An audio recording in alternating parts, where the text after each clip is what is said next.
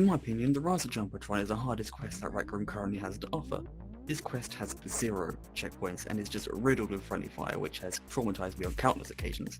That's probably why you're here, to be honest. You want to get better at this quest, and boy do I have the information to help you. When you first spawn in, grab the shotgun next to you and head over to the starting board. From there, you're going to press the start button and wait for the countdown to hit 0. Once it does, you want to holster your weapon on your back, and if it's done correctly, you should have glitched into the main quest, which will make the first few stages a lot easier. This is because you'll be able to one-shot enemies that you otherwise wouldn't be able to, and you should be able to avoid a whole lot of friendly fire as well. Once the game has started, you'll find yourself in the Armory just like most other quests. Like usual, your choices are not super important here, as you'll find yourself swapping weapons all throughout the dungeon. The first weapon on offer is your basic laser pistol, which has 5 shots in the magazine before it has to be reloaded. You can reload it by pulling the top back grip. This weapon is also capable of stunning both regular enemies and elite ones. You'll also find a laser rifle that has 22 shots in the magazine. This weapon is fully automatic and is great at shooting down enemies in quick bursts, and surprisingly, well actually unsurprisingly, it's very good at hitting your teammates as well. Additionally, there are a few other weapons that you can find throughout the quest as well. The first one is the laser shotgun, which can be glitched in from the lobby. You can fire it 3 times before having to reload it, which is done by pulling the back grip until it clicks. This weapon excels at close range combat, and is even able to push back and stun enemies. You may also stumble across a railgun on your adventure. Similar to a shotgun, you are allowed to shoot it 3 times before having to reload by pulling the red grip found on the side of the gun. It is also capable of shooting and pushing back enemies from any range, making it better than the shotgun in my opinion. However, it's pretty unreliable and difficult to use. Finally, there's a grenade, which can be found rarely around the quest. Once thrown, it will take a few seconds for them to explode, but they easily do the most damage compared to other weapons and have a huge explosion radius. On this quest, you encounter a constant flow of deadly enemies. Some of them are easier to defeat than others, for example the Treadbot, who moves slow and has slow moving projectiles. They are this quest's version of the Goblin, and all you need to do is dodge their projectiles while shooting back at them. This should be easy due to their slow moving nature. You also run into the Batbot, which is faster than the Treadbot and is seen hovering around the battlefield, almost like the imp from other quests. These guys are significantly harder to deal with, as they shoot bursts of 3 fast moving lasers that can get overwhelming and difficult to dodge if you're not paying attention. You should probably deal with these guys first if you see them, as to prevent things from getting out of hand. In order to defeat them, keep moving as it makes it a lot harder for them to hit you. You can also predict where the lasers are going to go, and stop just before they hit you, although that has proved to be risky many times. Next up is everyone's favourite, not really, the Mousebot. These little guys are every player's worst nightmare.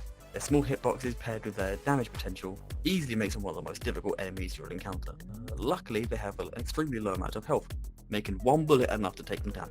However, messing up his face against these guys, as they will immediately explode when they get remotely close to you. You know when the Mousebots are nearby, as you hear the dreaded beep sounds as they make their way over to you to ruin your day. The worst thing about them is that they usually spawn in groups, meaning you have to deal with around 6 of these guys or more at a time.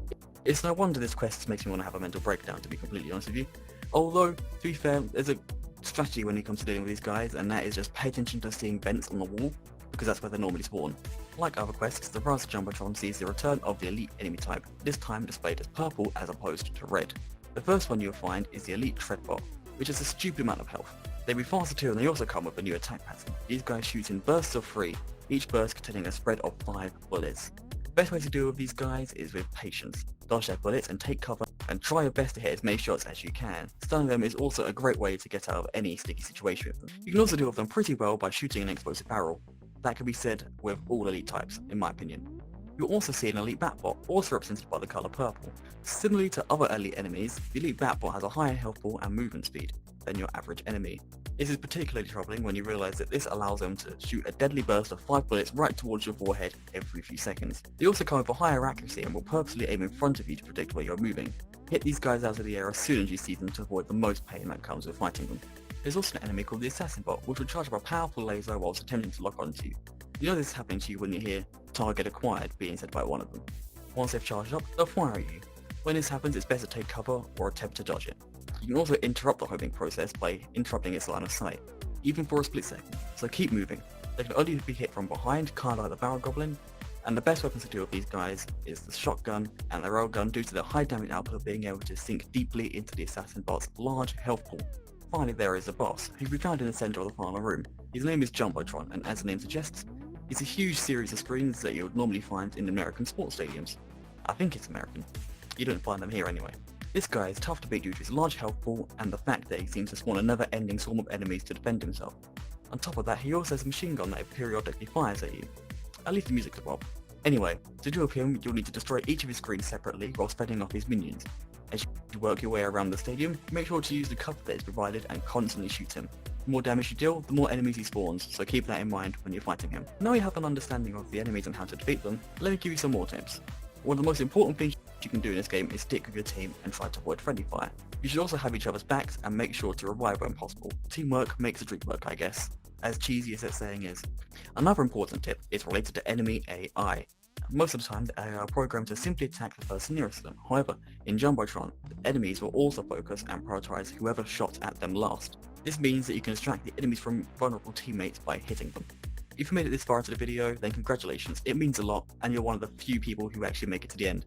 It will be greatly appreciated if you liked, commented, and subscribed to help me fight the YouTube algorithm. Once again, I'll see you next time, and I hope that you learned something new about this quest.